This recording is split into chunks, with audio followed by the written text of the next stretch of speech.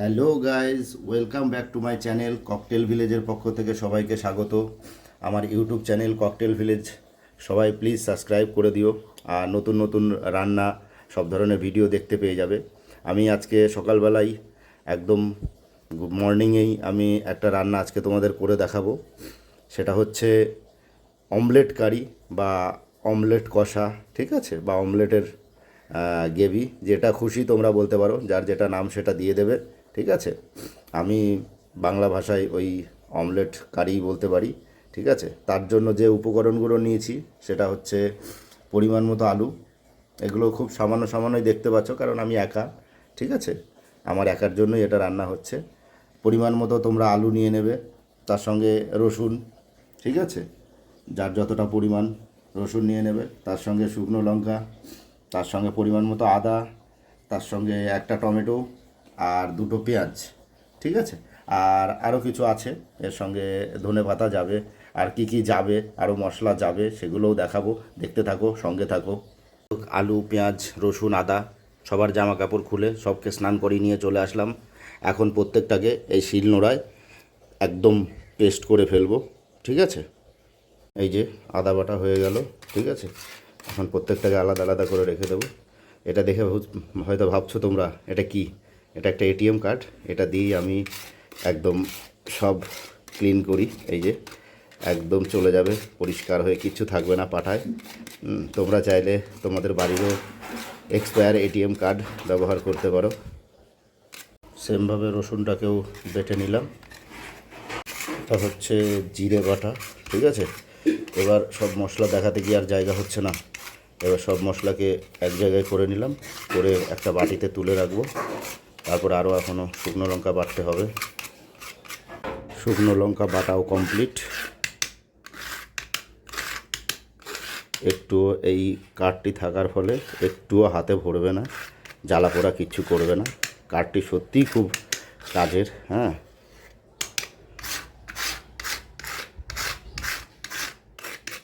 সব মশলা আমার বাটা কমপ্লিট। এবার চলে যাব উনানের ধারে। পেঁয়াজটাকেও একদম ঝিরিঝিরি করে কেটে নিয়েছি। 3টে ডিম নিয়ে এসেছি, ঠিক আছে। এখন ডিমের অমলেট করব। ডিমটাকে ফাটিয়ে নিলাম। এবার এর মধ্যে পরিমাণ মতো লবণ আর হলুদ দিয়ে দেব। পরিমাণ মতো লবণ আর হলুদ দিয়ে এটাকে এবার ভালো করে ফেটিয়ে নিতে হবে। ফেটানো কমপ্লিট। এবার কড়াইয়ে ছেড়ে দেবো। কড়াই আগেই দিয়ে দিয়েছি, কড়াই অলরেডি গরম হয়ে গেছে, ঠিক আছে। কড়াইয়ে এবার একটু তেল দিয়ে দেবো। ডিম ছেড়ে দিয়েছি। এবার ডিমটাকে ফোল্ড করতে হবে।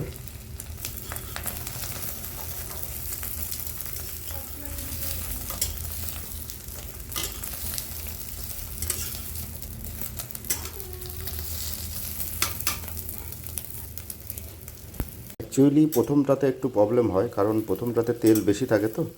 আর এটা ভাজতে গেলে এইভাবে উল্টানোর জন্য এটাকে তেল একটু কম দিতে হয়, তাহলে ভালো হয়। দেখুন খুব সুন্দর হয়েছে, অলরেডি দুটো হয়ে গেছে, ঠিক আছে। আর এটা একটা, 3টে। একজনের ওপরে আরেকজনকে চাপিয়ে পরপর 3জনকে শুইয়ে দিয়েছি। এবার 3জনকে পিস পিস করে কেটে নেব এইভাবে। তোমরা যেরকমভাবে যত পিস করতে চাও সেইভাবে পিস করে নিতে পারো। আমি এইভাবে পিস করি। পিস পিস করে কেটে নিতে হবে। দেখো অনেক হয়ে গেছে, এখন অনেক লোকের খাবার হয়ে গেছে, ঠিক আছে। কিন্তু আমি একাই খাবো। কড়াইয়ে তেল দিয়ে দেবো। কড়াই হিট হয়ে গেছে। কড়াইয়ে তেল দিয়ে এবার জিরে ফোড়ন দেব। পরিমাণ মতো জিরে দিয়ে দিলাম। এবার আলুগুলো ছেড়ে দেবো।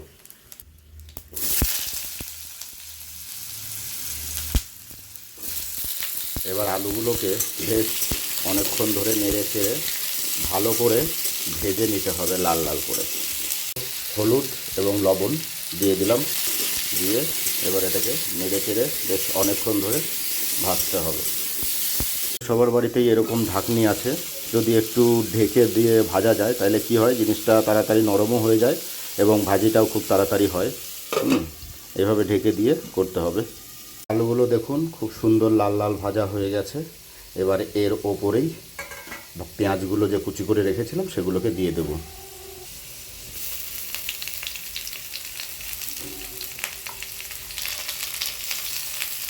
এবার পেঁয়াজগুলোকেও বেশ বাদামি টাইপ কালার করে কিছুক্ষণ ভাজতে হবে। তারপরে যখন পেঁয়াজটা হালকা ভাজি হয়ে যাবে তখন বাকি মশলা দেব।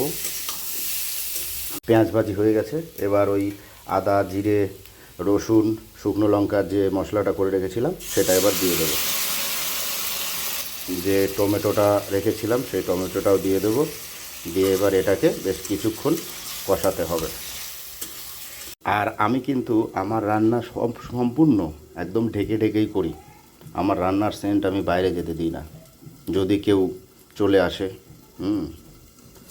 কষানো দেখুন যে এত সুন্দর কালার, হ্যাঁ দারুণ কালার হয়ে গেছে। এবার কষানো হওয়ার মধ্যে এখন পরিমাণ মতো যে জলটা সেটা দিয়ে দেব। দেখুন একদম সুন্দর কষানো হয়ে গেছে, ঠিক আছে, পেঁয়াজগুলো একদম পুরো পেস্ট হয়ে গেছে। এখন পরিমাণ মতো জলটা দিয়ে দেব।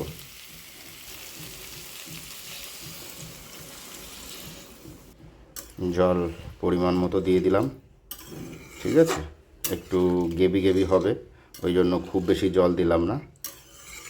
এবার পরিমাণ মতো লবণটা দিয়ে দেব, পরিমাণ মতো হলুদটাও দিয়ে দেব।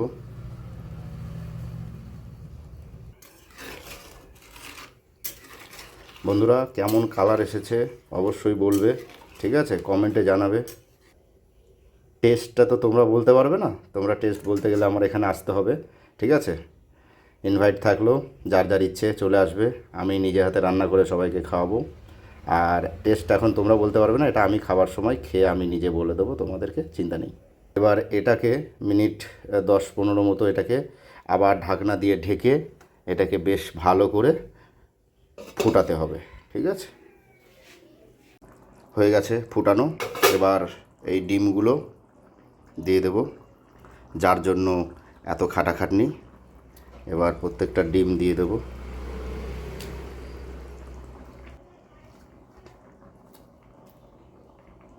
এবার এটাকে একটু ফুটাতে হবে, একটু ঘেটে দিতে হবে,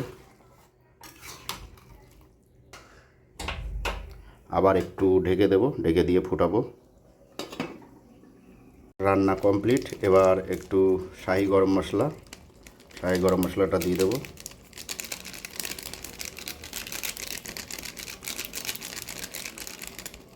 এবার একটু ঘেঁটে আগুনটা বন্ধ করে দেবো।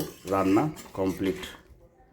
এবার যে যে খাবে বন্ধু সবাই চলে আসো, আর অবশ্যই লাইক করবে, কমেন্ট করবে, শেয়ার করবে, কমেন্টে অবশ্যই জানাবে কেমন হয়েছে। গাইস আমার সব কমপ্লিট, এবার ফাইনালি খেতে বসে গেলাম। সঙ্গে থাকো, দেখি কেমন টেস্ট হয়েছে, জানাচ্ছি তোমাদেরকে।